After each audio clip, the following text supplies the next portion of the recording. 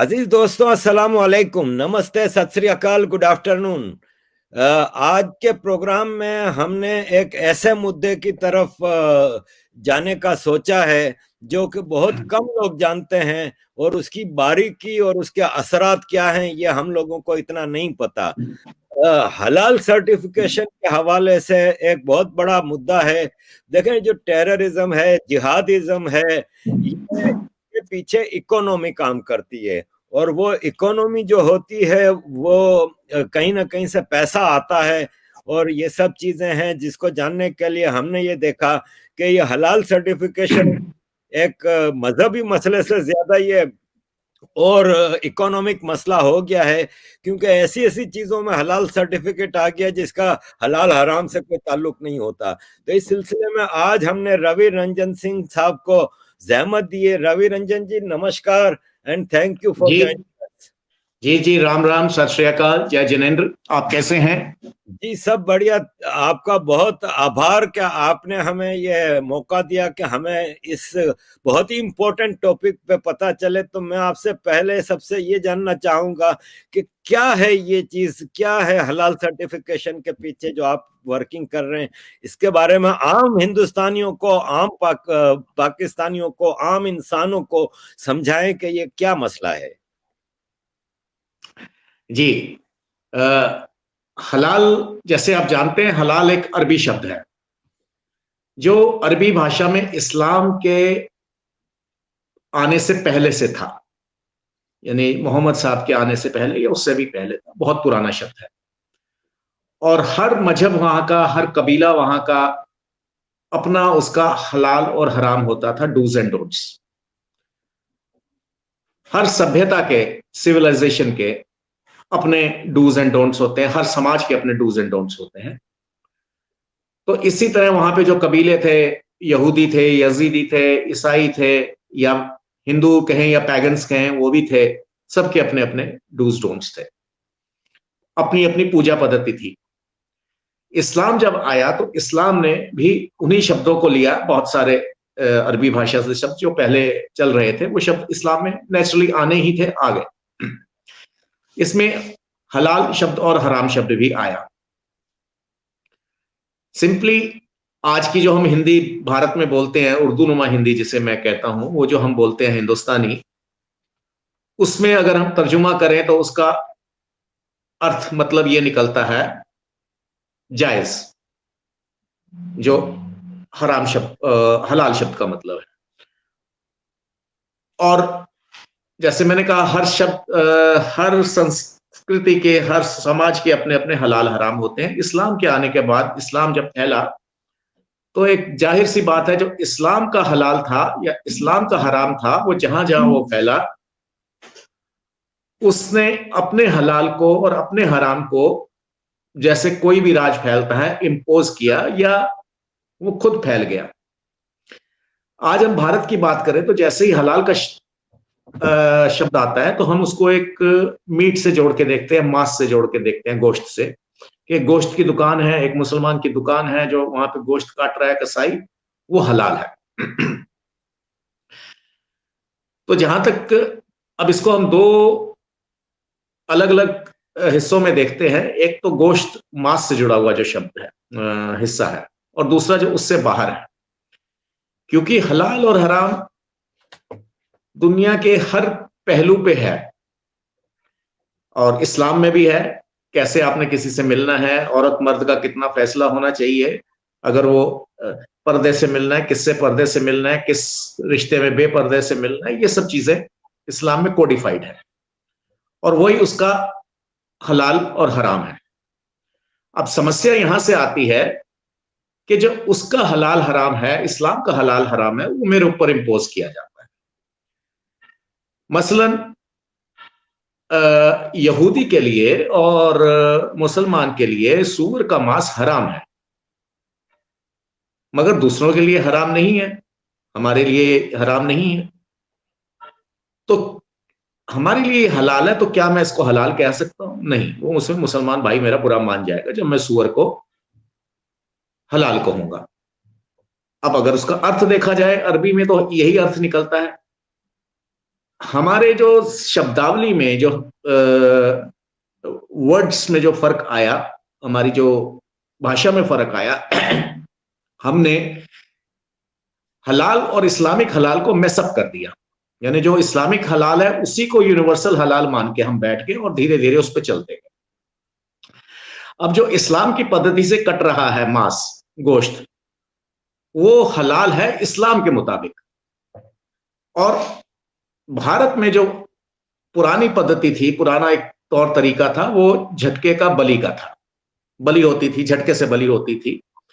मगर इस्लाम में क्योंकि वो जायज नहीं है तो हमने हराम उसको हलाल का एक नाम दे दिया कि जो इस्लाम के हिसाब से हलाल है वही हलाल है। और जहां तक सिख पंथ की बात है, इसमें जो इस्लामिक तरीके का हलाल है वो बिल्कुल वर्जित है, वो बिल्कुल मना है। हम झटका ही खाते हैं, जो प्राचीन पद्धति थी भारत की। और इस्लाम के आने से पहले जो आज अफगानिस्तान या पाकिस्तान है उसमें भी ऐसा ही चलता था। थोड़ा सा इसमें फर्क ये है, अभी मैं मांस पे ही हूं, मांस से बाहर बाद में आऊंगा, गोश्त से बाहर। झटके का जो कंसेप्ट है वो ये है कि मिनिमम पेन हो, क्योंकि जितना भी मुझे दर्द का, पीड़ा जिसे हम कहते हैं, उसका एहसास होता है, वो ये मेरे हाथ को नहीं पता इस पे ये गर्म पेन लग गया, इसको नहीं पता कि क्या करना है, इसके पास कोई अपना सिस्टम नहीं है, मैकेनिज्म नहीं है पता करने का। ये यहां से कंट्रोल रूम पे सिग्नल जाता है, यानी ब्रेन में सिग्नल जाता है। ब्रेन स्पाइनल कॉर्ड ऐसे हैं जो उसको एक रिवर्ट इमीडिएटली करते हैं कि आपको ये एक्शन करना है, तुरंत आप हाथ हटा लीजिए नहीं तो हाथ जल जाएगा।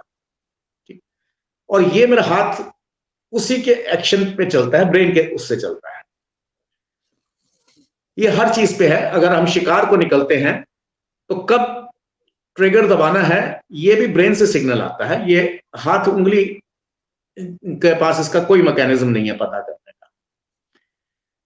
तो ब्रेन से जब सिग्नल आना बंद हो जाता है, कम्युनिकेशन बंद हो जाती है, तो सुख दुख पीड़ा जिसे कहते हैं, सब सिग्नल्स खत्म हो जाते हैं। जैसे कि एक लैंडलाइन फोन की मैं तार काट दूं तो उसके बाद कोई भी सिग्नल नहीं आएगा मेरे को, ना अच्छा ना बुरा। यहां से जब हम पर्टिकुलर जब अटैक करते हैं, सबसे पहले स्पाइनल कॉर्ड काटी जाती है ताकि सिस्टम जो है, कम्युनिकेशन सिस्टम खत्म हो जाए। तो उसके बाद जानवर फड़क तो रहा है मगर तड़फ नहीं रहा, ये एक कंसेप्ट है। जबकि जो इस्लामिक हलाल है उसमें जगलर वेन से काटा जाता है और धीरे धीरे लास्ट में वो स्पाइनल कॉर्ड पे आता है। तो ये दोनों पद्धतियों में फर्क है। हमारे मुताबिक क्योंकि इसमें दर्द कम होता है इसलिए ये जायज है, और वो धीरे धीरे मारना नाजायज है। अब ये इसमें मुसलमानों का अपना मत हो सकता है, इस्लाम का अपना मत हो सकता है, और उनका ये कहना है कि इसमें खून निकल जाता है। तो थोड़ा सा यहां पे भी हम अगर सोचें तो ब्लड के अंदर क्लॉटिंग प्रॉपर्टी है। ये 100 साल तक मेरी रगों में रहेगा, चलता रहेगा, पर जैसे ही इसको हवा मिलेगी, ऑक्सीजन मिलेगी, ये क्लॉट होगा। और ज्यादा क्लॉट कहां होता है? एंड्स पे, जहां पे ऑक्सीजन की सप्लाई ज्यादा होती है, एक्सपोजर विद ऑक्सीजन ज्यादा होता है। तो वो ब्लड, एक हम चीज इमेजिन करें, एक पाइप है, प्लास्टिक का पाइप है, जिसमें से कोई ऐसा पदार्थ, द्रव्य, लिक्विड निकल रहा है जिसकी क्लॉटिंग प्रॉपर्टी है। अगर आप उसको झटके से काटेंगे तो हार्ट तो अपना पंप कर रहा है, वैसे ही अगर पीछे से उसमें सप्लाई आ रही है तो वो निकलता जाएगा। अगर उसको धीरे धीरे काटेंगे तो क्लॉट हो जाएगा। तो ये भी एक रिसर्च सब्जेक्ट है, शोध का विषय है कि कैसे किसमें ज्यादा ब्लड निकलता है, किसमें कम निकलता है। तो ये इस्लाम का अपना पॉइंट है कि इसमें ब्लड निकल जाता है, जबकि हमारा ये है कि साइंस के अकॉर्डिंगली, लॉजिक के अकॉर्डिंगली उसमें नहीं निकलता, झटके में निकलता है। खैर एनीवे, ये एक पॉइंट है जो इस पे हम एग्री या डिसएग्री कर सकते हैं, इसमें कोई बड़ा मसला नहीं है। दूसरी चीज, जो जज्ब होगा, जो स्लॉटरिंग होगी एनिमल की, इस्लाम के मुताबिक उसका जो किबला है, जो उसका जो रुख है, डायरेक्शन, वो काबा की तरफ होना चाहिए। ये शर्त जो है ये मेरे ऊपर लागू नहीं है, कि अगर उसका रुख काबा की तरफ है तो वो हलाल है, और अगर उसका रुख दूसरी तरफ है तो हराम है। इस शर्त को कोई और मजहब माने ये जरूरी नहीं है। हो सकता है कोई काबा की तरफ को मान रहा हो, कोई किसी और तरफ को मान रहा हो, ये हर एक का अपना अधिकार है, अपना एक राइट है, वो कैसे फील करता है। तो इससे मेरे मुताबिक वो हराम नहीं हो जाता क्योंकि उसका रुख बदल गया है। ये सारी स्लॉटरिंग की पद्धतियां हैं। यहां तक जो चीजें हैं ये कोई ज्यादा पेचीदा मसला नहीं है, गंभीर विषय नहीं है। कॉम्प्लिकेशन कहां से शुरू होती है? जब हम इस्लामिक हलाल को यूनिवर्सल हलाल मान बैठे, एक चीज। दूसरी चीज यह है कि यदि कोई उसमें जो कंडीशंस हैं कि इसमें मुसलमान ही इसको काटेगा, नमाजी मुसलमान ही इस पे कलमा पड़ेगा, और कसाई भी मुसलमान होगा, ये सारा चीज है। यदि ये अपना मुसलमान अपने पर्सनल यूज के लिए कर रहा है तो ठीक है, ये उसका एक विश्वास है, उसका एक सोच है, वो किसको ठीक समझे किसको गलत समझे। इसका मैं कई बार, जैसे हमारे यहाँ जैन लोग हैं, जैन लोग मांस नहीं खाते। तो अगर जैन के घर में कोई परिवार में कोई शादी है, ब्याह है, तो वो देखते हैं कि हलवाई ऐसा ना हो जो कुछ मांस की चीज बीच में डाल दे, क्योंकि बहुत जगह सुना है कि हलवाई दाल को भी चमकाने के लिए बीच में अंडा डाल देते हैं, जिससे उसमें एक लुक आ जाता है, या कुछ कुछ कर देते हैं। या वो ये भी नहीं चाहता कि ये जो हलवाई है ये मांसाहारी हो, यानी ये नॉन वेजिटेरियन हो, ऐसा नहीं चाहता जैन। इसके लिए वो एक अपना सिस्टम करते हैं कि रात को हलवाई के पास कोई परिवार का बूढ़ा बिठा देंगे, कोई फूफा, कोई नाना, कोई चाचा, मामा, जो बैठ के देखेगा भाई ये हेरा फेरी तो नहीं हो रही, कहीं वो बीच में मांस तो नहीं डाल रहा। तो ये उसका अधिकार है। इसी तरह यदि कोई सिख के घर में फंक्शन है, वो नहीं चाहता कि हलवाई बीड़ी पीता रहे और साथ में उसका खाना बनाए, या वो बीड़ी पीने वाला भी हो, ये भी नहीं वो चाहता, वो नॉन स्मोकर से चाहता है, ये उसका अधिकार है। इसी तरह मुसलमान का अधिकार है कि वो नमाजी मुसलमान से कटवाना चाहता है, किससे कटवाना चाहता है, ये उनका अपना अधिकार क्षेत्र है, जब तक वो अपने यूज के लिए कर रहे हैं। पर जब इसको मैं मार्केट में लेके आऊंगा, तो फिर अगर मैं कहूं कि केवल सिख ही इसमें एम्प्लॉयमेंट लेगा पर मैं बेचूंगा सबको, ये डिस्क्रिमिनेटरी है। तो ये यहां से जो फ्रिक्शन शुरू हो जाती है, पहला मेरा इतराज यहीं से शुरू हो जाता है। रोजगार आप केवल अपने को देंगे और बेचेंगे सबको, तो इसका मतलब मेरी जेब का वन वे ट्रैफिक है, मेरा पैसा तो आपको जा सकता है, मगर वो पैसा केवल इस्लाम के अंदर ही घूमेगा। तो मैं एक बायर होने के नाते एक लूजर भी हूं, तो मैं ऐसा क्यों खरीदूंगा? अब ये तो हलाल तक की बात है। अब हलाल जो है, हलालोनॉमिक्स में और हलाल माफिया में कैसे धीरे धीरे कन्वर्ट हुआ, ये भी एक शोध का विषय है। उर्दू में जैसे कहना चाहिए, अंग्रेजी में रिसर्च जिसे कहते हैं, उस पर हमें हलाल यात्रा को अगर हम देखें, इसका पूरा एक हिस्ट्री देखें, तो इस्लाम से आने से पहले, इस्लाम के मोहम्मद साहब के जीवन के दौरान और उसके बाद, ये तीन चीजें हैं। उसके बाद में फिर ऑटोमन एम्पायर का आना, इस्लामिक एम्पायर्स जहां जहां फैली, जहां जहां पावरफुल हुई, वहां हलाल ही छा गया, हलाल ही हो गया, चाहे वो बाय फोर्स हुआ हो, बाय पावर हुआ हो, या अंडर इन्फ्लुएंस हुआ हो, जैसे भी हुआ। फिर ऑटोमन एम्पायर का खत्म होना और उसके बाद हलाल मार्केट का श्रिंक होना, ये इतिहास के चीजें हैं। इसका एक चैप्टर जो जहां से शुरू होता है, एक फेस वहां से शुरू होता है सेकेंड वर्ल्ड वॉर के बाद, जब जो कॉलोनियल मास्टर्स थे वो बहुत वीक हो गए थे। वो इस स्थिति में नहीं थे कि एक इंग्लैंड जैसा टापू पूरे इंडियन सब कॉन्टिनेंट पे, पाकिस्तान पे, बांग्लादेश जो आज है, इस सब पे रूल कर सकता है अपने चंद हजार सिपाही लेके। और जब ये डर है कहीं फौज में बगावत ना हो जाए, तो उस समय उस स्थिति को देखते हुए उन्होंने अपना टापू संभालना बेहतर समझा, बजाय के इधर उधर अपने एनर्जी को बिखराने के। इसमें दोनों ही अलाइड पावर और एक्सेस पावर दोनों ही बहुत वीक हो चुकी थी, और तीसरी चौथी पावर्स उभर रही थी। यूएस बहुत तेजी से उभर रहा था, इधर यूएसएसआर भी उभर रहा था, हालांकि बहुत नुकसान हुआ यूएसएसआर का वार में, मगर ये उभर रहे थे।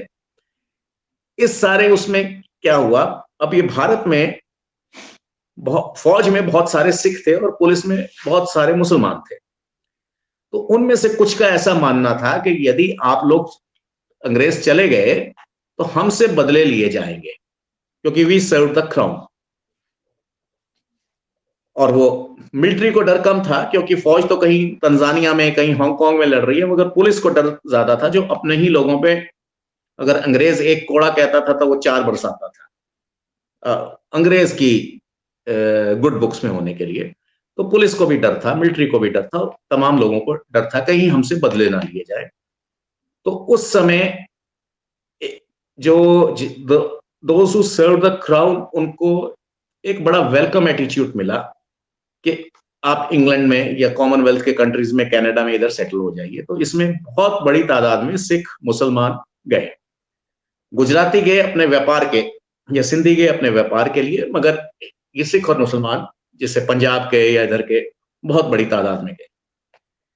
अब यह यहाँ पे थोड़ा सा ये होता है कि जब यहाँ से एक मुसलमान और सिख निकला, एक मोना जिसे मैं कहता हूं, जिसे हिंदू लोग कहते हैं, मैं इसको मोना शब्द प्रयोग करता हूं। तो ये जब निकले तो ये सब पंजाबी थे, वहां पे आपस में उठना बैठना ये वो था।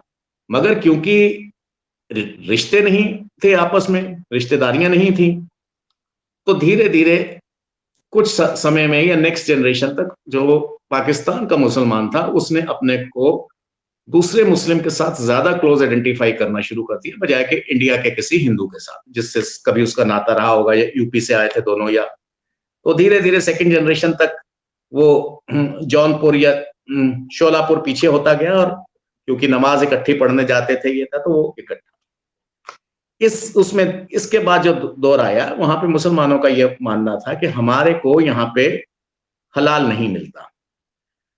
अब जब हलाल मिलने की बात हुई तो ये हुआ कि हम इसको हलाल नहीं मानते, क्योंकि जो ब्रिटिश सरकार जिसको हलाल कह रही है वो हमारे पैमाने पे पूरा नहीं करता, इसके लिए हम अपनी अलग सर्टिफिकेशन करेंगे। तो ये एक टर्निंग पॉइंट था अपनी सर्टिफिकेशन का। जो सरकारी डॉक्यूमेंट है उसको चैलेंज नहीं करा, उसको तो हम मानेंगे, बट इन एडिशन हम अपनी सर्टिफिकेशन करेंगे। और उसमें धीरे धीरे ये हुआ कि इन कंट्रीज को जो काफिर मुल्कों से आता है उसको हम नहीं मानेंगे, वगैरह वगैरह। वो जो लैटिन अमेरिका से बहुत मीट इंपोर्ट होता था वो धीरे धीरे बंद हो गया, और वो मलेशिया या इंडोनेशिया इधर धीरे धीरे बिजनेस शिफ्ट होता गया। अब इसमें मुसलमान जो था वो बड़ा कॉन्शियस था अपने मजहब की तरफ। जो क्रिश्चियन था यहाँ का वो लीस्ट बॉर्डर था, उसने कहा कोई फर्क नहीं पड़ता, मांस ही तो ऐसे कटा या वैसे कटा, या और कुछ कॉलोनियल हैंगओवर था और कुछ सेंस ऑफ गिल्ट भी था उस समय कि हमने शायद बहुत ज्यादतियां करी हैं। तो इस सब में होते हुए मुसलमानों को वहां पे एक प्रॉपर इज्जत कह लें या एक प्रॉपर मौका मिला फलने फूलने का, वो दूसरों को भी मिला। मतलब चाहे वो पंजाब से हिंदू गया हो या यूपी से कोई हिंदू गया या सिख गया, उसको भी उन्होंने मौका दिया। इसमें हमें उनको नंबर पूरे देने चाहिए। इसमें कोई ठीक है, छोटी मोटी डिस्क्रिमिनेशन होती रही होंगी, मिनी राइट्स भी होते रहे होंगे, मगर ओवरऑल सोसाइटी ने बाय एंड लार्ज इतना डिस्क्रिमिनेट नहीं किया जितना हम अपनों को ही अपने देश में करते हैं। उससे डिस्क्रिमिनेशन बहुत कम थी, चाहे वो पाकिस्तान की बात हो चाहे। अब इस सारी यात्रा में जो नेक्स्ट स्टेप आया ये बहुत समझने वाला है, कैसे स्टेप बाय स्टेप हुआ। जब ये सर्टिफिकेशन चालू हुई तो उस सर्टिफिकेशन की एक फीस होती है।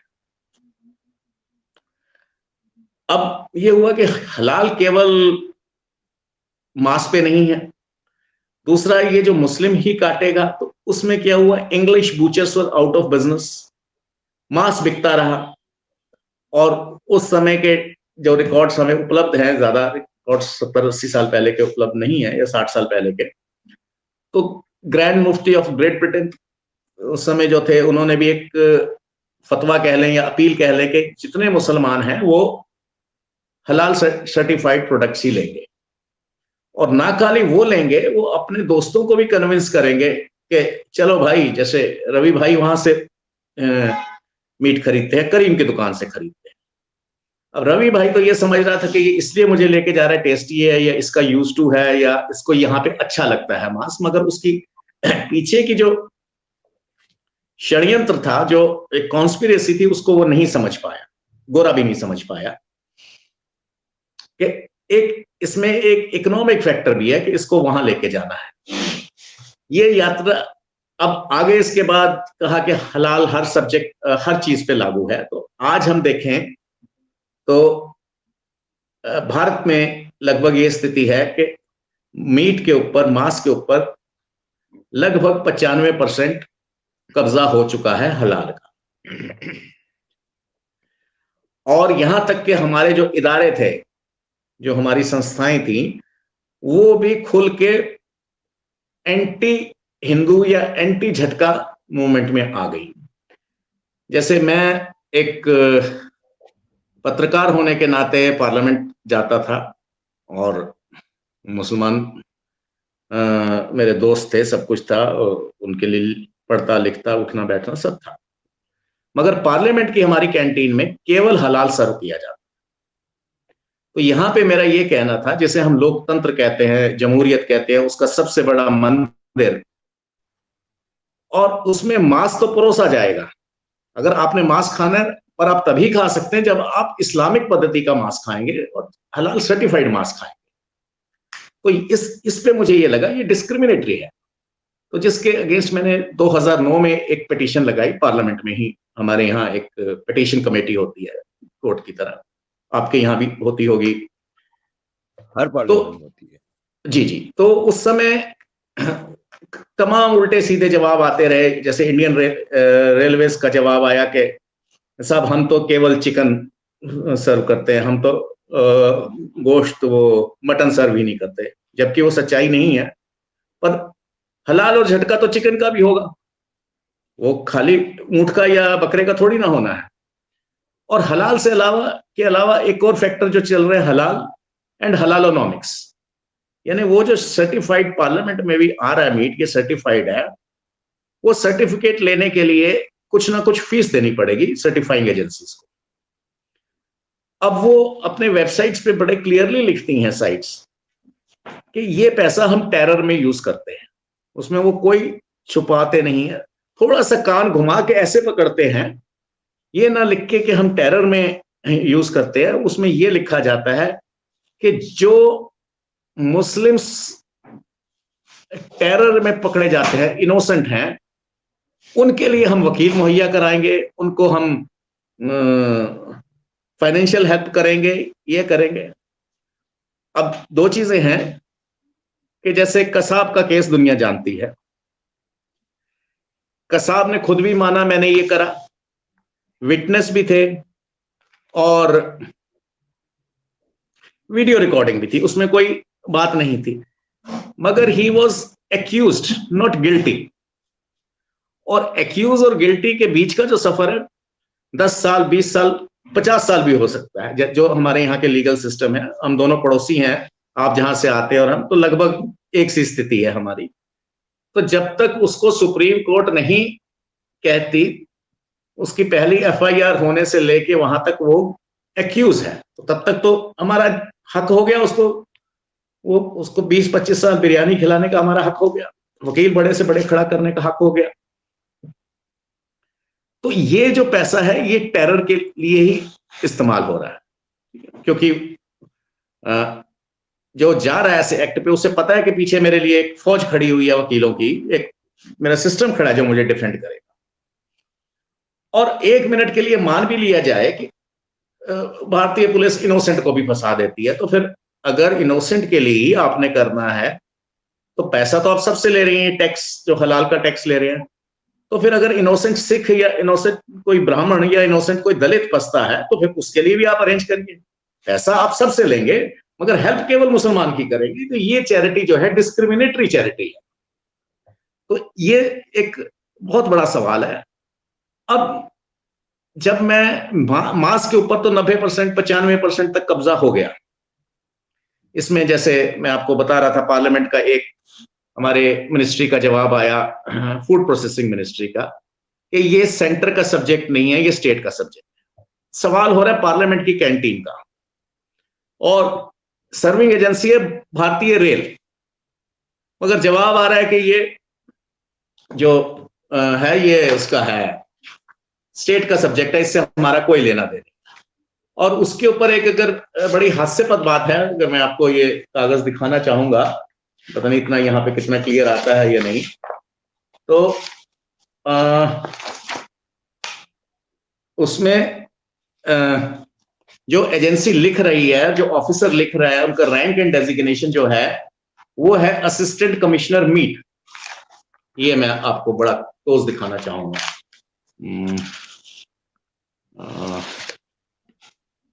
एक मिनट दिखाइएगा फिर थोड़ा। तो जो, हाँ जी जी जी, जो लिख रहा है वो है असिस्टेंट कमिश्नर मीट।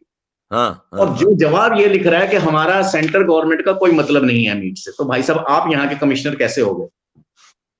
जो इस तरह के जवाब आते रहे। ये अभी 2020 में जनवरी में एक डिसीजन लिया गया कि पार्लियामेंट की कैंटीन को हम वेजिटेरियन ही कर देते हैं, तो ना ये होगा।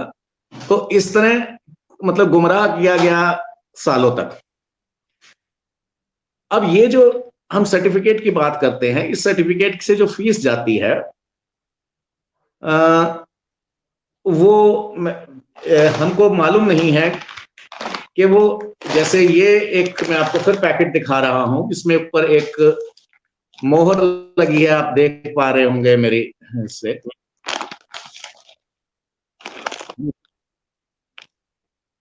इंडिया में चलता है ग्रीन डॉट, यानी ये वेजिटेरियन है। और वेजिटेरियन के ऊपर ही एक लगा हुआ है हलाल, यानी ये वेजिटेरियन हलाल है। तो ये आलू के चिप्स पे भी मेरे को एक टैक्स देना पड़ रहा है, हलाल टैक्स, जो वो कहते हैं हम इस्लाम की बढ़ोतरी के लिए, इसके प्रचार प्रसार के लिए हम यूज करते हैं, बढ़ाने के लिए। अच्छी बात है, आप करिए, पर अपने पैसे से करिए, मेरे पैसे से क्यों करते हैं?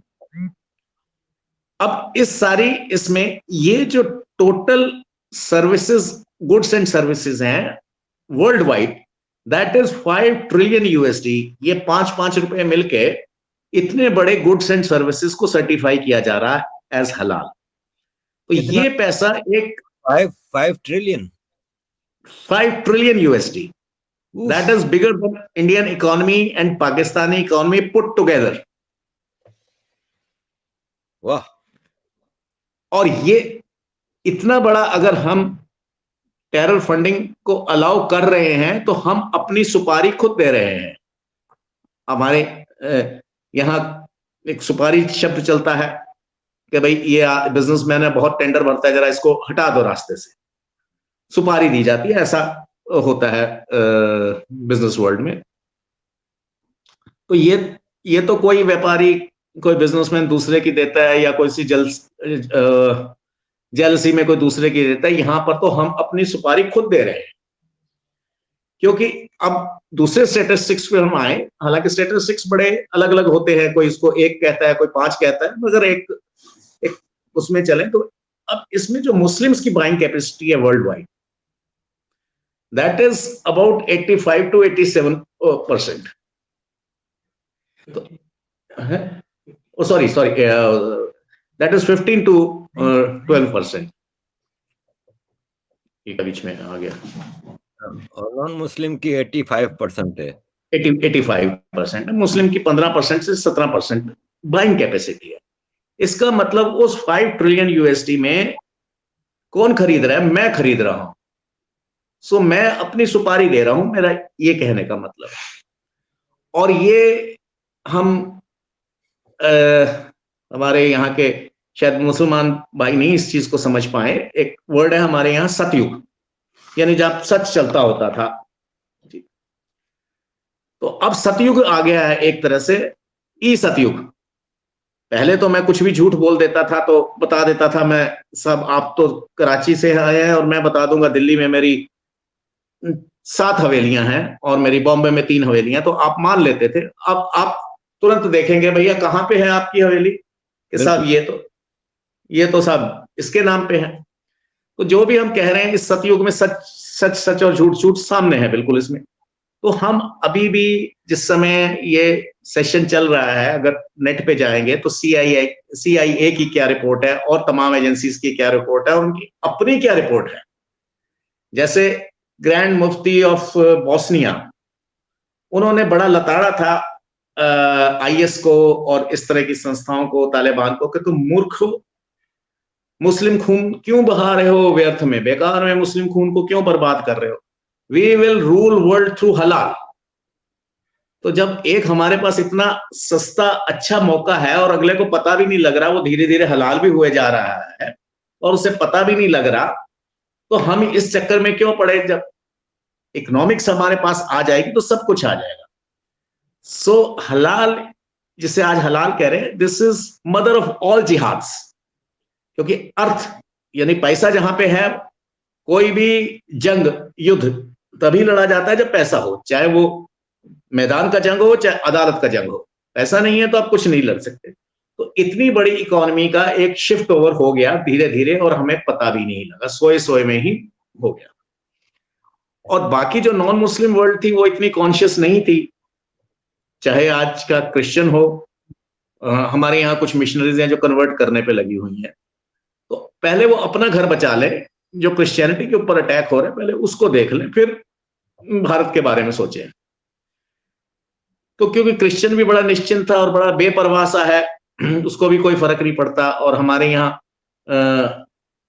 यहाँ वो एक बड़ी एक आम सी चीज है, एक वो होता है जब हम बात करते हैं इसकी, तो एक किसी सज्जन के पास में था, तो मीट बेच रहे थे, तो मैंने कहा जी ये सब कुछ उन्हें समझाया। वो पंजाबी थे, पगड़ीधारी थे, तो बोले जी की फर्क पैदा है। तो मतलब इतना, क्योंकि अब उसका अर्थ है, तो मेरा एक सिंपल सा जवाब था, देखिए आपके घर में कौन कौन है। तो बोले मेरी पत्नी है, बहन है, ये है, माँ है। तो मैंने कहा बुरा ना मानना, की फर्क पैदा है। ये मेरी सोच का फर्क है जो मेरे को जानवर से फर्क करता है, वरना अगर देखा जाए तो फिर की फर्क पैदा है। तो इसमें ये जो हलाल है, मेरा धर्म इसको जस्टिफाई नहीं करता, तो मैं धर्म से भी जा रहा हूं और धन से भी, यानी इकोनॉमिक मार भी पड़ रही है। अब एक मैं एग्जांपल देता हूं कि एक सपोज आगे जैसे आ रहा है इस्लामिक बैंकिंग, जो हलाल बैंकिंग है, सुनने में बड़ा अच्छा लगता है। एक ऐसा बैंक होगा जो ना सूद लेगा ना सूद देगा, बहुत अच्छी बात है ये तो। और ऊपर से ये भी है कि आपका वो तभी आपसे कुछ लेगा जो आपको प्रॉफिट होगा, यानी there partners in profit, loss में आपसे कुछ नहीं कहेंगे। तो ये तो बहुत ही एक देवता आ गया ऊपर से ऐसा। अब इसमें दो चीजें हैं कि एक तो लोन ले रहा है मेरे जैसा, तो मेरे लिए तो वो देवता हो गया, पर जो जमा करा रहा है वो क्यों करवा रहा है वहां पे, उसको तो नुकसान ही नुकसान है। वो तो उस बैंक में करवाएगा जिसमें उसको इंटरेस्ट मिलेगा। अगर वो मुसलमान है तो समझ आता है वो सूद के खिलाफ है, तो मगर उसमें गैर मुस्लिम क्यों पैसा जमा कराएगा, मैं क्यों ऐसे बैंक में जमा करवाऊंगा, ले तो लूंगा ऐसे बैंक से जो इंटरेस्ट नहीं ले रहा, और जमा क्यों करवाऊंगा। और क्या ये वाइबल है ऐसा बैंक चलना, जो बैंक के भी अपने खर्चे हैं, तनख्वाह है, खर्चे अपने होते ही हैं, एस्टेब्लिशमेंट एक्सपेंसेस है, तो वो कहां से आएंगे। 100 रुपया लिया, 100 दे दिया, मगर मेरा 10 रुपया तो खर्चा हो गया, वो कौन देगा। अब पार्टनर इन प्रॉफिट है, ये एक बड़ा ट्रिकी वर्ड है, भ्रामक शब्द है। जब मैं पार्टनर इन प्रॉफिट बनता हूं तो मैं आपके सारे अकाउंट्स भी देखूंगा। मुझे क्या पता साहब, आप कह रहे हो कि मैंने इस बार मेरा 5 लाख घाटा हुआ, 5 लाख घाटा हुआ या 5 करोड़ फायदा हुआ, तब तक मैं आपने कहां से माल खरीदा, कितने का बेचा, जो ट्रेडिशनल बैंक को कोई मतलब नहीं है, उसको अपने इंटरेस्ट से मतलब है, आप कितने का खरीद रहे हो, कौन आपकी पार्टी है, क्या टेंडर पास हुआ क्या नहीं हुआ, उसको मगर यहां पे वो आपका एक हिस्सा बन गया, आपके सारे ट्रेड सीक्रेट्स जो है उसके पास है। दूसरा, इस्लामिक बैंकिंग से जब मैं लोन लेता हूं तो शारिया कंप्लायंस होना चाहिए, यानी मैं R&D करता हूं और मेरी कोई फार्मास्यूटिकल की कंपनी है, तो अल्कोहल वाला मैं R&D कर ही नहीं सकता।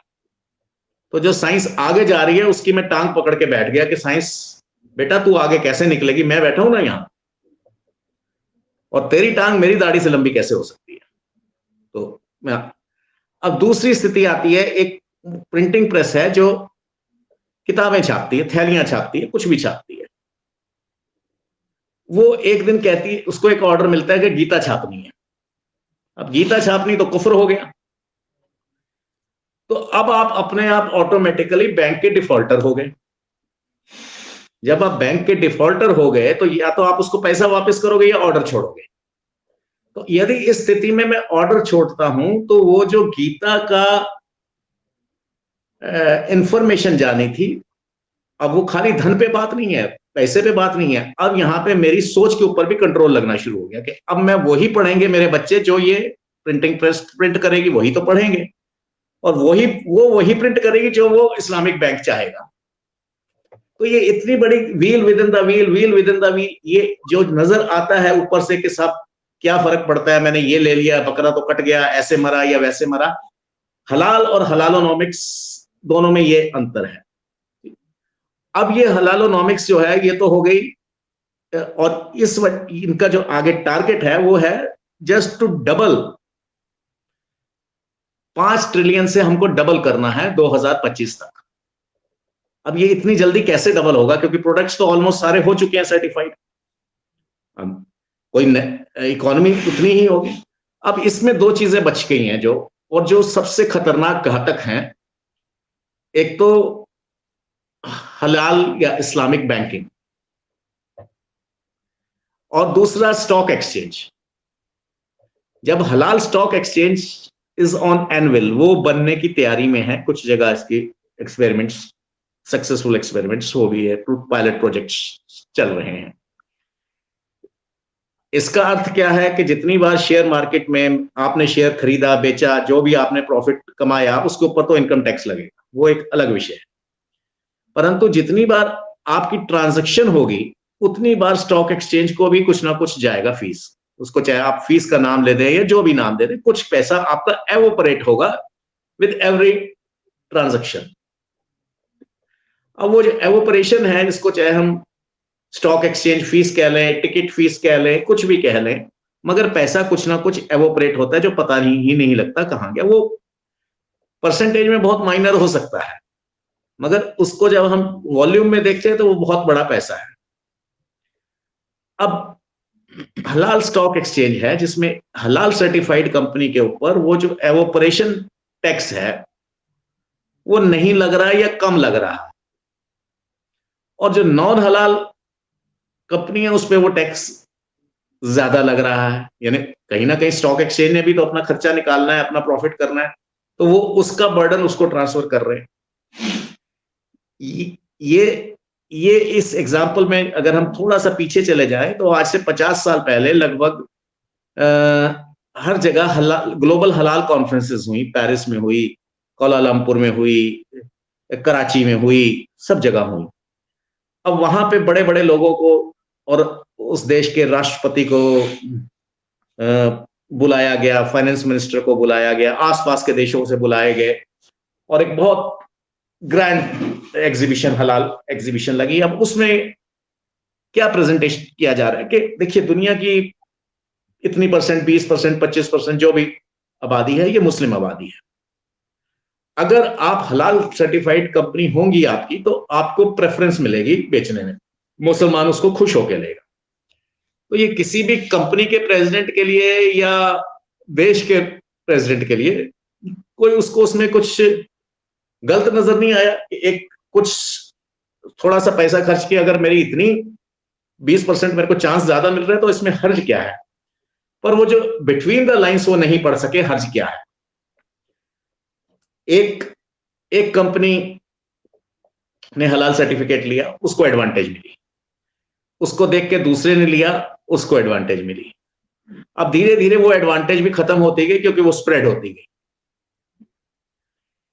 अब तक ये चल रहा था कि आपको एडवांटेज मिलेगी। 90s में जाके जब ये ऑलमोस्ट सारी कंपनीज हलाल सर्टिफाइड हो गई, या से 70% जो इंपोर्ट हो रहा था वो हलाल सर्टिफाइड, अब ये एक कलेक्टिव डिसीजन लिया जाता है कि हमारे यहां जो भी आएगा वो केवल हलाल सर्टिफाइड है, ओनली। अब प्रेफर से ये कंपल्शन पे आ गया। प्रेफरेंस से कंपल्शन में आने में क्या हुआ कि जो कंपनी ऑलरेडी सर्व कर रही थी, जैसे ये एक चॉकलेट का डिब्बा है, ये तो ऑलरेडी सर्टिफिकेट लेके बैठा ही हुआ था, तो अब इसको क्या फर्क पड़ता है चाहे वो उसका नाम कंपल्शन दे दें या उसका नाम प्रेफरेंस दे दें, मैं तो पैसा दे ही रहा हूं, बिजनेस ले ही रहा हूं। किसी को कोई फर्क नहीं पड़ा या पता नहीं लगा। रिजल्ट ये हुआ कि जो 30% कंपनीज बच गई थी उन्हें भी they have to fall in line, अब उनको भी लेना पड़ा। तो आज जो भी गल्फ कंट्रीज में मुस्लिम कंट्रीज में जो भी इंपोर्ट होगा दैट हैज टू बी हलाल सर्टिफाइड, चाहे वो दूध हो, पाउडर्ड मिल्क हो या कुछ भी हो। तो ये जो 5 ट्रिलियन का, इसी तरह ये जो रिपीट हुआ है, इसी का रिपीटेशन स्टॉक एक्सचेंज में हो रहा है। एक कंपनी, 2 कंपनी थी, और एक स्टेज आ जाएगा कि आपको सरवाइव करना है तो आपको हलाल को या टेरर को या जो भी इसको कह ले, या इस माफिया को टैक्स देना पड़ेगा। मेरे पास अभी एक काजल की डिब्बी पड़ी है, ये बहुत एक इफेक्टिव काजल है जो कैटरेक्ट को दूर करता है। ये है, इसमें बहुत नीचे शायद छोटा लिखा है, दिख नहीं पाएगा, अकॉर्डिंग टू हलाल कंप्लायंस, हलाल सर्टिफाइड। तो अगर मेरे को कैटरेक्ट से या अपनी आंखों से का इलाज करवाना है तो मेरे को इस्लाम के शरण में आना ही पड़ेगा, उसको टैक्स देना ही पड़ेगा। तो इस सब के खिलाफ हम कब जागेंगे? अगर वो अपने लिए टैक्स इकट्ठा करता है, अच्छी बात है, इस्लाम मुसलमान इकट्ठा करें पैसा, इस्लाम के लिए मस्जिद बनाए, जो बनाए उनका, पर मेरे पैसे से मेरे को बिना बताए कैसे आप इस्तेमाल कर रहे हो, और मेरे को कंपेल कर दिया। अब दूसरी स्थिति यह है, यहां पे जैसे मैंने कहा था मांसाहार यानी नॉन वेजिटेरियन और उससे बाहर, जहां तक नॉन वेजिटेरियन की बात है,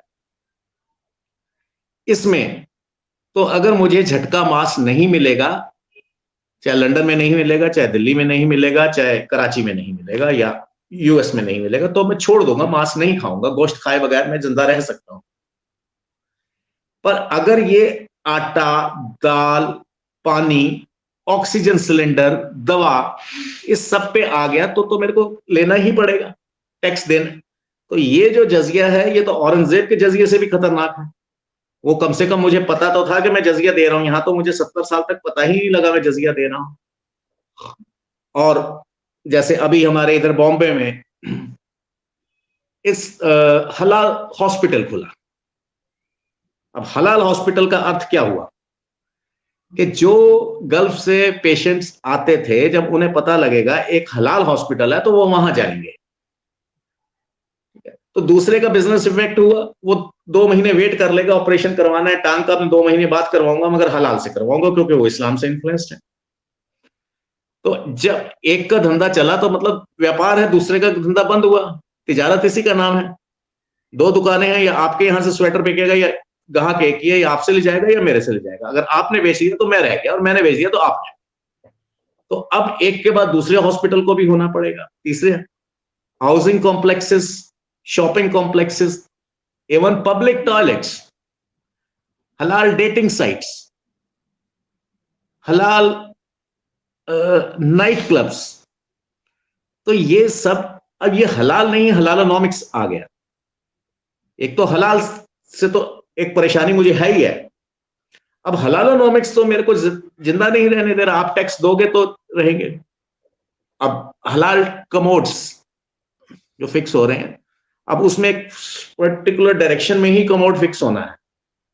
अगर उससे इधर या उधर हो गया तो वो हराम हो गया, और वो करने वाले को सजा भी दी जा सकती है। वो अलग बात है कि अभी इस स्थिति में नहीं है कि मेरे को कोड़े मारे जाएं या पत्थर मारा जाए कि मैंने पब्लिक टॉयलेट का रुख, मैं जूनियर इंजीनियर हूं तो मैंने ये कैसे पास कर दिया। मगर अगर ये चलता रहा तो ये तो मौलाना साहब तय करेंगे कि सड़क कहां से कहां जाएगी, ब्रिज कैसे बनेगा। जैसे अभी कोविड की दवा में क्या डलेगा, ये मौलाना साहब तय करेंगे। तो ये सारी चीजें जो हैं, और इसमें जो हमारे, जैसे मैंने कहा, हमारे जो इंस्टीट्यूशंस थे, जैसे भारत में एक एपिडा इंस्टीट्यूशन है, जिसने एक अपना ही एक क्लॉज बना रखा था कि भारत से जो भी एक्सपोर्ट होगा वो हलाल सर्टिफाइड मीट ही होगा। अगर ये डिमांड कुवैत करता है, सीरिया करता है, तो मैं उसकी बात समझता हूं, वो इस्लाम को मानते हैं और वो यही खाएंगे, चलो उनका अधिकार है। पर जब भारत की संस्था कहेगी कि तो मैं तो जापान को भी एक्सपोर्ट कर सकता हूं, तो आपने जो ब्लैंकेट परमिट लगा दिया, ये एक व्यवस्था हलाल इकोनॉमी ने अब कैसे उसको जनरेट करवाया, वो एक पर्टिकुलर क्लॉज, उसमें पैसा दे के करवाया, डरा के करवाया, प्यार से कराया, या बेवकूफ बना के करवाया, या वैसे ही हो गया, पर वो क्लॉज तो नुकसान करा हमको। तो जो एक हिंदू पद्धति से मांस एक्सपोर्ट होना था वो रह गया। अगर जो इंपोर्टर है वो कह रहा है तो एक्सपोर्टर अपने आप उसको मानेगा, मगर भारत सरकार क्यों ऐसा कर रही है? तो इसी तरह तमाम दुनिया की देश जो हैं वो अनजाने में, या जैसे मैंने कहा की फर्क पैदा है, अनजाने में या जैसे भी इग्नोरेंस में या डर में या जैसे भी, उसके आगे रेजिस्ट नहीं कर रहे। जब रेजिस्टेंस शुरू हुई, मैं जैसे बताया मैंने 2009 में पहली पिटीशन लगाई, और इसमें समय लगता है। अब सोशल मीडिया आ गया या नहीं आता तो शायद मुझे 100 साल और लगते हैं। मतलब वो जमाना था जब सोशल मीडिया नहीं था, तो मैं यूनिवर्सिटी में जाके बच्चों को हॉस्टल में रात को एजुकेट करता था। एक समय में एक हॉस्टल में जाके आप 15 बच्चों को, 20 बच्चों को इकट्ठा कर लेंगे, वो कोई मेरी बात 1 लाख आदमी तो इकट्ठी नहीं पहुंच सकती जो आपके थ्रू पहुंच सकती है, 5 लाख आदमी भी पहुंच सकती है। तो बड़ा स्लो चल रहा था। तो अभी हमारे कुछ और साथी जुड़े, साथ में सब कुछ हुआ। अभी 2-3 बड़े अच्छे सुखद समाचार आए, हैप्पी न्यूज जिसे कहना चाहिए। एक तो एपिडा ने वो अपना क्लॉज ड्रॉप कर दिया कि now this is between the buyer and the seller, हम बीच में अपनी टांग नहीं रखेंगे कि साहब आप ऐसा बेचो। उसके जो गाइडलाइंस हैं इंपोर्टर की, अगर वो सेटिस्फाई हो रही है उसमें, अगर हलाल नहीं है तो हम नहीं कंपेल करेंगे। वेयरएज अभी ये भी कंपेल कर रहे थे। जैसे वियतनाम को हमने एक्सपोर्ट करना है, तो वियतनाम नहीं मांगता था कि हमें हलाल चाहिए या झटका चाहिए, उनके लिए इमटेरियल है। अगर जापान या चाइना में जा रहा है, झटका हलाल उनके लिए इमटेरियल है। परंतु हमने खुद ही क्लॉज डाल रखा था। ये क्लॉज अभी रिसेंटली हटा है, और हमारे बहुत सारे साथियों की इसमें बड़ी मेहनत है। ये इतना आसान नहीं था हटवाना, जिस तरह रेलवे से हटाने में हमें 11 साल लगे। तो ये अब धीरे धीरे अवेयरनेस आ रही है, लोग अवेयर हो रहे हैं इस चीज को। अब ये तो, इससे थोड़ा मैं हट के बाहर बात ये करूंगा, ये विषय तो एक हो गया मुस्लिम और नॉन मुस्लिम के बीच का। अब जो रिसर्च आई है डैन गिब्सन की या ये, उसमें एक और चीज जो सामने आ रही है, ये हलाल माफिया जो है, ये मुसलमान को कैसे बेवकूफ बना रहा है। अभी एक 3-4 दिन पहले की न्यूज है, मलेशिया में कोई चाइनीज कंपनी हलाल सर्टिफाइड मीट सप्लाई करती थी। 40 साल बाद पता लगा वो हलाल था ही नहीं। उसको सर्टिफाई कौन कर रहा है? एक मुस्लिम कर रहा है, मुसलमान एजेंसी कर रही है। उसको मैं नहीं कर सकता, चाइना की गवर्नमेंट भी नहीं कर सकती। तो पैसा लिया या जो भी करा या जैसे भी करा, तो उसने हिंदू का तो या क्रिश्चियन का तो नुकसान करा ही करा, मगर मुसलमान को डबल बेवकूफ बनाया। वो तो ये समझता रहा कि मैं अपने मजहब का पालन कर रहा हूं, मगर उसको तो बेवकूफ बनाएगा। अगर उसने नॉन हलाल ही लेना था तो फिर टैक्स क्यों दिया हलाल कंपनी को? तो इस तरह, जैसे मैं डैन गिब्सन की बात कह रहा हूं, एक बड़ी अच्छी रिसर्च है, शायद आपने पढ़ी हो, जो पहली 20 मस्जिदें थी दुनिया की, उनका जो किबला है वो आज के मक्का की तरफ नहीं है, वो तो पेत्रा की तरफ है। ठीक है। तो अब ये, अगर ये भी डाउटफुल है कि ये जो हलाल हम समझ के कर रहे हैं वो वाकई हलाल है कि नहीं। यार ये तो मुस्लिम वर्ल्ड का इंटरनल मैटर है, इसमें हम नहीं कुछ कहना चाहेंगे। पर फिर भी बीइंग एक चीज हमारी जानकारी में आती है कि साहब आपके घर में यहाँ से सफेदी खराब हो रही है, पेंट खराब हो रहा है, तो एक फ्रेंड के नाते मैं बताऊंगा साहब ये देख लीजिए, बाकी घर आपका है, आपको देखना है। अब वापस अगर हम आए इसी उस पे, तो ये जो इसको रोकने का हमारे को एक झटका आंदोलन के नाम से हमने एक यूट्यूब पीछे शुरू करा था। और इसमें नेचुरली बात है, एक अकेला आदमी इतनी बड़ी इकोनॉमी के खिलाफ जब करेगा तो उसको तरह तरह के प्रॉब्लम्स भी आएंगी, मुझे भी आई, मतलब फिजिकल अटैक से लेके कई तरह की चीजें होती रही और वो होंगी भी। तो ये तो होता है जब कोई अलग करता है किसी बात को, अगर डार्विन की थ्योरी को माने तो जिस बंदर ने मेरे ख्याल पहले सीधा चलने की कोशिश करी होगी, बंदरों ने उसे भी पीटा होगा कि जब हम चार टांग पे चल रहे हैं तो तू क्यों पंगा ले रहा है। तो मेरे साथ भी ऐसा था, यार तेरे को क्या प्रॉब्लम हो रही है, हम खा रहे हैं ना, हम भी तो हिंदू हैं, हम भी तो सिख हैं, हम खा रहे हैं, तुमको क्या प्रॉब्लम। तो मैं तो वो बंदर हूं जो बेचारा बंदरों से भी पिटाई खाता रहा। तो अच्छा सर अब जी, इसको हम सम अप करें तो this is an economic black hole और इसके खिलाफ हमको इससे बचना है। इसके खिलाफ भी नहीं कहूंगा, हमको इससे बचना है। जो स्वेच्छा से टैक्स दे के खाना चाहता है वो उसकी मर्जी है, ये और जो नहीं खाना चाहता उसको कंपेल ना किया जाए, मेरे ऊपर इम्पोज ना किया जाए, बस मेरा इतना ही गुजारिश है, निवेदन है जी। अच्छा सर, मैं आपको ये पूछना चाह रहा हूँ कि ये जो मांस की हत्या तो समझ में आता है, ये आटा चावल हलाल कैसे, मतलब क्या इसमें क्या हराम होता है?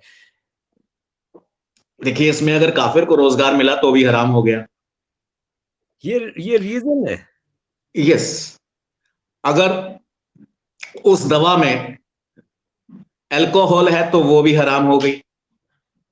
अभी कोविड की दवा में सुअर नहीं होना चाहिए, ये तो उसमें सुअर डलेगा या क्या डलेगा ये डॉक्टर ने डिसाइड करना, उसमें अल्कोहल डलेगी फार्मासिस्ट ने डिसाइड करना, ये मौलाना या कोई गुरुद्वारे वाला या कोई मंदिर वाला नहीं डिसाइड करेगा। तो आप दखल अंदाजी हर जगह ना करें। जी, अब आपने अभी बताया कि एक कंपनी, चाइनीज कंपनी 40 साल तक वो बेचती रही गोश्त। तो हमारे पाकिस्तान में आए दिन खबरें आती हैं, लाहौर में एक रेस्टोरेंट पे छापा मारा, पता चला 10 साल से कुत्ते का गोश्त खिला रहे हैं, बकरे का गोश्त बोल के, गधे का जी गोश्त जी। चल रहा है। ये चीजें तो मुसलमान का तो अंत नहीं है, कोई क्रिमिनलाइज सोसाइटी हो गई है ये। जी सर जी मुझे जी। ये बताएं कि आपने जो ये आंदोलन भी शुरू किया, आपने एक अवेयरनेस मूवमेंट जो चलाई है, क्या काफी है ये? क्या करना चाहिए इस इनजस्टिस को रोकने के लिए? क्या मजीद देखिए इसकी चाहिए? जी जी, जितनी ये कॉम्प्लिकेटेड प्रॉब्लम है उतना ही सिंपल सॉल्यूशन है। कई बार जरूरी नहीं होता हम एमआरआई करवाएं और ये करें, एक चूरन की गोली भी ठीक कर देती है।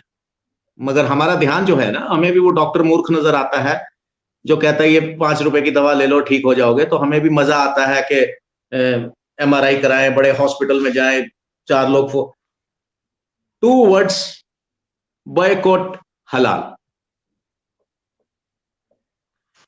जिसने लेना है ले, मगर मेरे को इम्पोज किया जा रहा है, मैं इसलिए बॉयकॉट कर रहा हूं, मैं इसको नहीं लूंगा।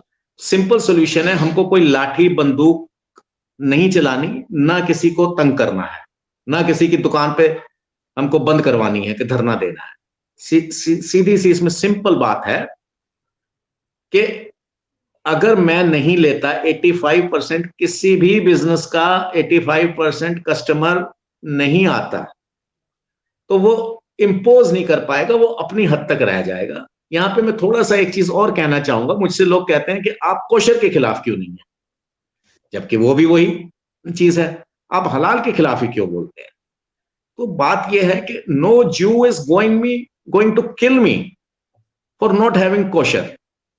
वो कोशर ले रहे हैं अपने लिए, वो मेरे को इंपोज नहीं कर रहा। कम से कम भारत में ऐसी स्थिति नहीं है और कि अगर आप नहीं लेंगे तो आपको तंग किया जाएगा, मारा जाएगा, या ये है या वो है।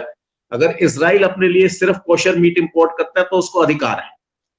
ज्यू कहता है कि मैं केवल वो लूंगा तो उसको अधिकार है। सिख कहता है मैं केवल झटका लूंगा उसको, और मुसलमान कहता है मैं केवल हलाल लूंगा, उसको भी अधिकार है। इसमें कोई डिस्क्रिमिनेशन। मगर मेरे तरीके के, आप मेरी तरह से ही पूजा पद्धति करेंगे, मेरी तरह से ही सोचेंगे, यहां से फ्रिक्शन शुरू होता है। और इस कॉम्प्लिकेटेड उसका सीधा सा है अवेयरनेस और अवेलेबिलिटी। अच्छा सर, ये बताएं कि ये जो हलाल सर्टिफिकेट है, ये सिर्फ मुसलमान अप्लाई कर सकता है ना, कोई हिंदू नहीं कर सकता? नहीं, हिंदू भी कर सकता है, बट उसको कंडीशंस अप्लाइड। अब जैसे रोजगार की बात है, मान लीजिए पाकिस्तान में कोई कंपनी है, ये मेरे सामने ये ये पढ़े हैं, शक्कर-पारा, गुड़-पारा, ठीक है, ये बनाती है। पाकिस्तान में ये मुमकिन है, संभव है कि आप किसी भी नॉन मुस्लिम को एम्प्लॉयमेंट ना दे, आपकी फैक्ट्री चल जाएगी, क्योंकि इतने कम है, आप उसको इग्नोर कर सकते हैं। मगर भारत में अगर मैं ये कंपनी लगाता हूं तो कहीं ना कहीं मेरे को किसी गैर मुस्लिम को रखना ही पड़ेगा। वो सर्टिफिकेट लेने से तो मेरा बिजनेस को हार्म हो गया, तो जहां पे हार्म होगा वहां पे टर्म्स बदल जाती हैं। यानी पाकिस्तान में और भारत में फर्क आ गया। तो यहां पे एक वेवर है कि नॉन मुस्लिम भी अप्लाई कर सकता है। हाँ, बड़ी कंपनियों के साथ एक है कि उसको वॉच करने के लिए हलाल सर्टिफाइड को, हलाल सर्टिफाइड कंपनीज तो केवल मुसलमान चलाएगा जो सर्टिफिकेशन देगी, और बड़ी कंपनी में एक डायरेक्टर भी होगा जो उसको देखेगा, जो केवल मुस्लिम होगा। तो एक रोजगार इसलिए क्रिएट हुआ कि वो मुसलमान है, तो ये डिस्क्रिमिनेटरी है।